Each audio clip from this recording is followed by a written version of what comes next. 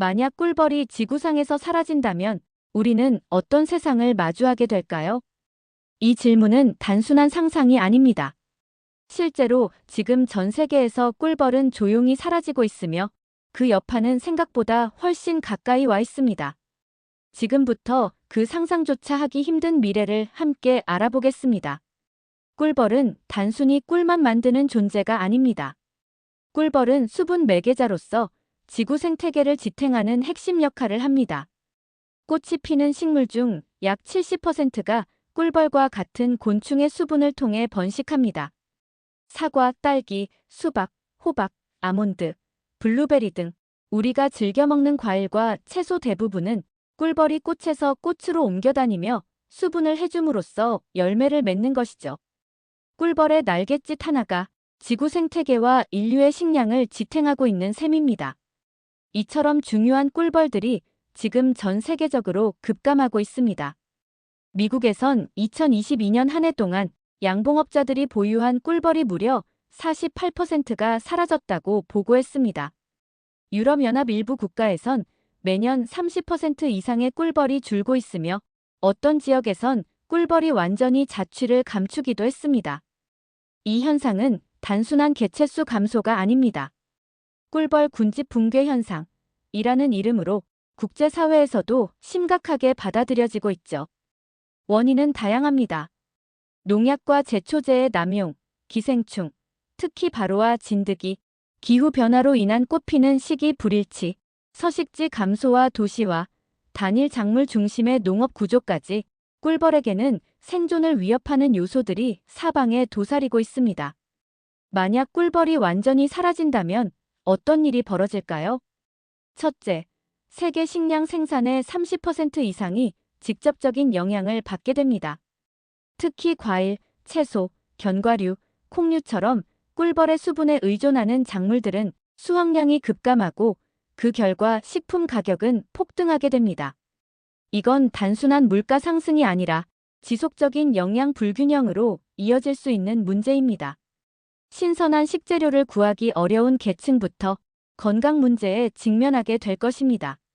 결국 전 세계적으로 영양 격차와 식량 불안정이 더욱 심화될 가능성이 큽니다.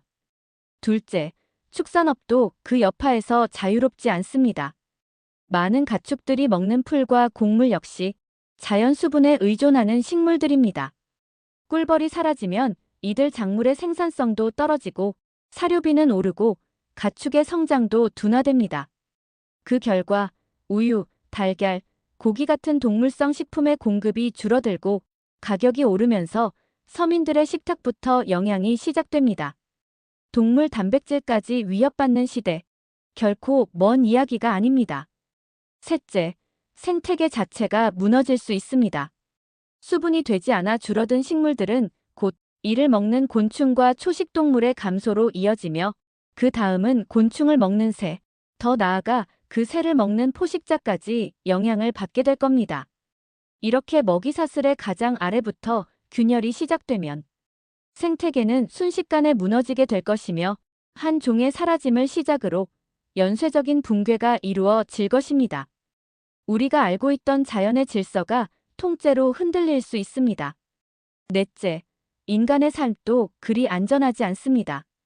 꿀벌이 사라지면 신선한 과일과 채소의 생산이 급감하면서 우리 식단에서 중요한 영양소들이 빠져나가게 됩니다. 대표적인 예가 비타민 A, C, E입니다. 이 세 가지는 면역력 유지, 세포 보호, 시력과 피부 건강에 필수적인 영양소인데요. 비타민 A가 부족하면 시력이 약해지고 야맹증이나 안구 건조 같은 문제가 생깁니다. 어린이의 경우 성장에도 영향을 줄 수 있죠. 비타민 C가 모자라면 잇몸 출혈, 피로감, 상처 회복 지연 같은 증상이 나타납니다. 심할 경우 괴혈병 같은 심각한 질환으로 이어질 수도 있습니다. 비타민 E가 부족하면 세포를 보호하지 못해 피부 노화가 빨라지고 신경 기능이 약화될 수 있습니다.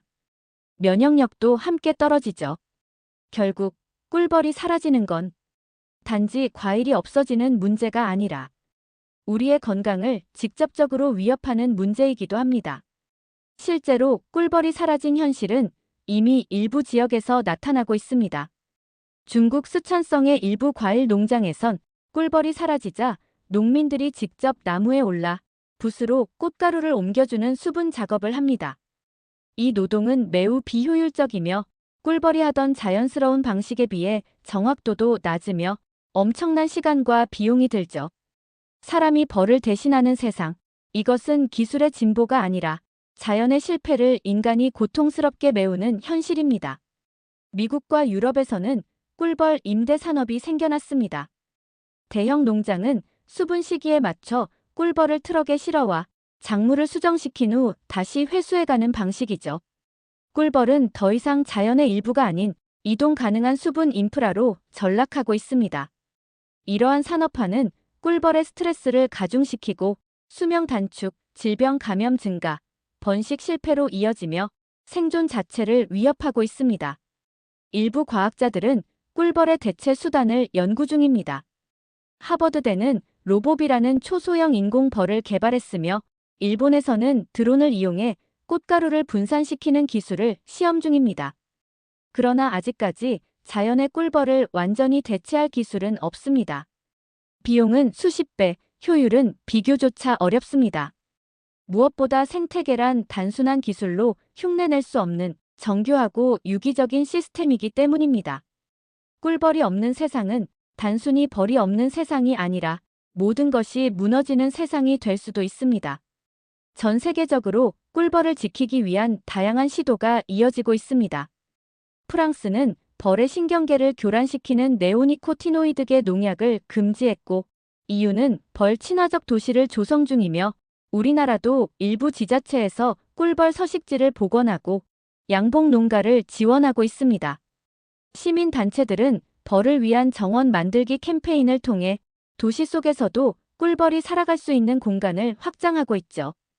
이 모든 움직임은 단순한 자연 보호가 아닌 우리 자신의 생존을 위한 대응입니다.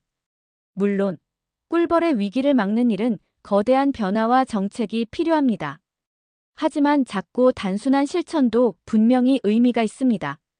농약과 제초제 사용을 줄인 친환경 제품을 선택하고 유기농이나 로컬 푸드를 소비하는 것만으로도 지속 가능한 농업을 응원할 수 있습니다. 베란다나 마당에 꿀벌이 좋아하는 꽃을 심고 작은 생태 공간을 만드는 것도 좋은 방법이죠. 또 꿀벌 보전 단체를 후원하거나 이 이야기를 누군가에게 전하는 일 역시 세상을 바꾸는 출발점이 될 수 있습니다. 지금의 작은 행동 하나가 미래의 꿀벌이 다시 날 수 있는 세상을 만들 수 있습니다. 작고 조용하지만 지구를 떠받치고 있던 꿀벌이 사라진다는 것은 우리가 누리던 일상이 무너지는 것과 같습니다. 우리는 꿀벌 없이 살아남을 수 있을까요? 시청해주셔서 감사합니다. 구독과 좋아요는 큰 힘이 됩니다.